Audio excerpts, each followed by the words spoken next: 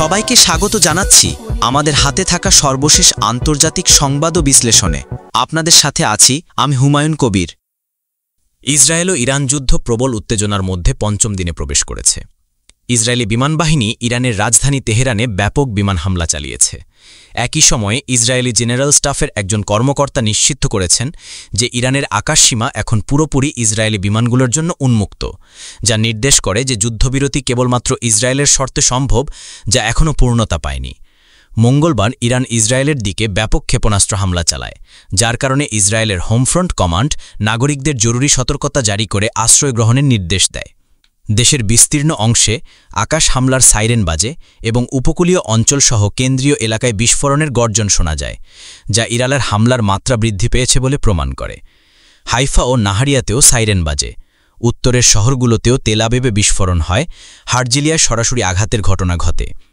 Israeli media জানায়, হারজেলিয়া অঞ্চলে ইরানের ২০ থেকে ৩০টি রকেটের বৃষ্টি হয়, যার মধ্যে একটি ৮তলা আবাসিক ভবন সরাসরি আঘাত পেয়ে ব্যাপক ধ্বংস ও ঘন ধোঁয়া ওঠে। একটি উল্লেখযোগ্য ঘটনা হল, মার্কিন প্রেসিডেন্ট ডোনাল্ড ট্রাম্প আজ ভোরে তেহরান থেকে অবিলম্বে সরিয়ে নেওয়ার আহ্বান জানান, যদিও কারণ স্পষ্ট করেননি। হোয়াইট হাউসের এক কর্মকর্তা জানিয়েছেন, এটি ইরানকে আলোচনার টেবিলে ফিরিয়ে আনা ট্রাম্পের জরুরি ইচ্ছার প্রতিফলন। অন্যদিকে মার্কিন পেন্টাগন ঘোষণা করেছে, যুক্তরাষ্ট্রের স্বার্থ রক্ষায় বিমানবাহী নৌবহরে নিমিটস ও তার যুদ্ধদলকে এই অঞ্চলে মোতায়েন করা হয়েছে। তবে মার্কিন বাহিনী ইসরায়েলের হামলায় সরাসরি অংশগ্রহণ করেনি। মূলত ইসরায়েলের ইসলামিক প্রজাতন্ত্র ইরানের বিরুদ্ধে পঞ্চম দিনে প্রবেশ করা আগ্রাসনকে কেন্দ্র করে যুক্তরাষ্ট্রের উচ্চ পর্যায়ের কর্মকর্তারা উদ্বিগ্ন হয়ে উঠেছেন যে ইসরায়েলি রেজিমের উন্নত ক্ষেপণাস্ত্র ইন্টারসেপ্টরগুলো দ্রুতই শেষ হয়ে চলেছে।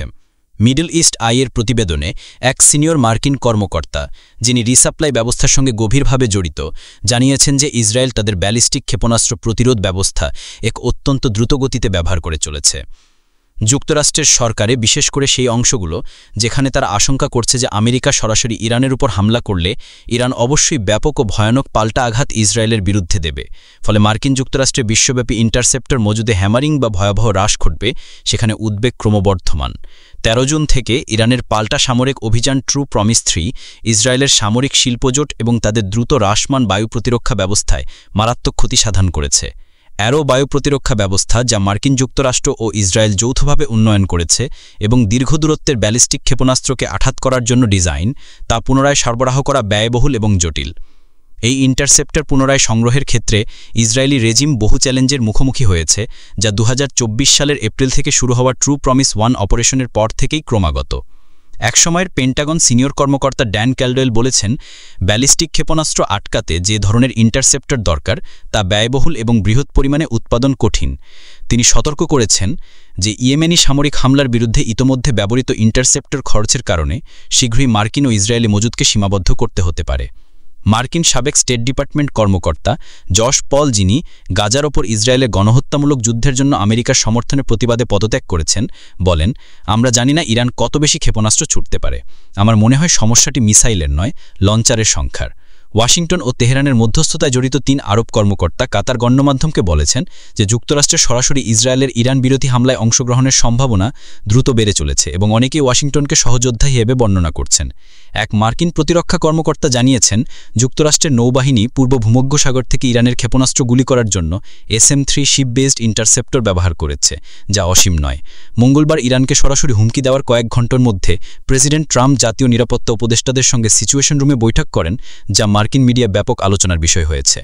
বিশ্লেষকরা মনে করেন, ট্রাম্প নেতানিয়াহু ও ওয়াশিংটনের প্রভাবশালী ইসরায়েলি লবির প্রভাবে পড়েছেন, যারা তাকে সরাসরি আঘাত জারি করার জন্য চাপ দিচ্ছেন, যদিও তার বেশ কয়েকজন উপদেষ্টা এই ঝুঁকিপূর্ণ পদক্ষেপের বিরুদ্ধে সতর্ক করেছেন। ট্রাম্প এমনকি জাতীয় গোয়েন্দা পরিচালক তুলসি গাবার্ডের সাম্প্রতিক প্রতিবেদনের বিরুদ্ধেও গিয়েছেন, যেখানে স্পষ্ট বলা হয়েছে ইরান পারমাণবিক অস্ত্র তৈরিতে নেই। মঙ্গলবার ট্রাম্প সোশ্যাল মিডিয়ায় শর্তহীন আত্মসমর্পণ লিখেছেন, যা ইরানের প্রতি সরাসরি হুমকি এবং নেতানিয়াহুর সাথে তার ষড়যন্ত্র হিসেবে দেখা হচ্ছে। এই পুরো পরিস্থিতি ইসরায়েলের সামরিক প্রতিরক্ষা ব্যবস্থা দ্রুত ক্ষয়, মার্কিন সামরিক ও রাজনৈতিক চাপ এবং মধ্যপ্রাচ্যের অস্থিরতার মাত্রা অতিরিক্ত বাড়িয়ে তুলেছে। যুদ্ধের এই উত্তেজনাপূর্ণ অধ্যায়ে প্রতিটি ক্ষেপণাস্ত্রে পাল্টা আঘাত মানুষের জীবন ও নিরাপত্তার জন্য মারাত্মক হুমকি হয়ে দাঁড়িয়েছে। আন্তর্জাতিক সম্প্রদায় দ্রুত দ্বৈতনীতিক উদ্যোগ গ্রহণ না করলে মধ্যপ্রাচ্যের এই অস্থিরতা বিশাল ধ্বংসযজ্ঞের রূপ নিতে পারে এবং বিশ্বব্যাপী শান্তি ও স্থিতিশীলতা মারাত্মকভাবে ক্ষতিগ্রস্ত হতে পারে। অন্যদিকে হামাস মঙ্গলবার সন্ধ্যায় মার্কিন যুক্তরাষ্ট্রের ইরানের বিরুদ্ধে সামরিক হস্তক্ষেপের হুমকি জোরালোভাবে প্রত্যাখ্যান করেছে, সতর্ক করে দিয়েছে যে এসব পদক্ষেপ অঞ্চলকে বিস্ফোরণের প্রান্তে ঠেলে দিচ্ছে। একটি বিবৃতিতে আন্দোলনটি আমেরিকান ও জায়োনিস্ট অবাধ্যতা হিসেবে এই হুমকিগুলোকে কঠোর নিন্দা জানিয়ে যে কোনো সরাসরি মার্কিন সামরিক অভিযানের ফলাফল হবে অত্যন্ত বিপজ্জনক। হামাস ওয়াশিংটন ও তেল আবিবকে অঞ্চলে বাড়তে থাকা উত্তেজনার পূর্ণ দায়িত্ব দিয়েছে এবং ইসরায়েলের যে বক্তব্য মধ্যপ্রাচ্যের যে কোনো শহরই ইসরায়েলের হামলা থেকে নিরাপদ তা উপনিবেশবাদী ও অহংকারী মনোভাবের প্রকাশ বলে কঠোর সমালোচনা করেছে। আন্দোলনটি ইরানের বিরুদ্ধে ইসরায়েলি আগ্রাসনের অব্যাহত নিন্দা জানিয়ে ইসলামিক প্রজাতন্ত্র ইরান ও তার জনগণের প্রতি পূর্ণ একাত্মতা প্রকাশ করেছে এবং তেহরানের বৈধ আত্মরক্ষার অধিকারকে সমর্থন জানিয়েছে। হামাস আরব ও ইসলামী দেশগুলোকে ঐক্যবদ্ধ এবং দায়িত্বশীল অবস্থান গ্রহণ করে মুসলিম উম্মার বিরুদ্ধে মার্কিন ইসরায়েলে আগ্রাসন মোকাবেলা করার আহ্বান জানিয়েছে। এই বিবৃতি প্রকাশিত হলো এমন সময়ে যখন মার্কিন প্রেসিডেন্ট ডোনাল্ড ট্রাম্প জাতীয় নিরাপত্তা পরিষদের 1 ঘণ্টার বৈঠকের পর শীঘ্রই ইরানের বিরুদ্ধে ইসরায়েলের যুদ্ধে সরাসরি মার্কিন অংশগ্রহণের ঘোষণা দিতে পারেন বলে গুঞ্জন ছড়িয়ে পড়েছে।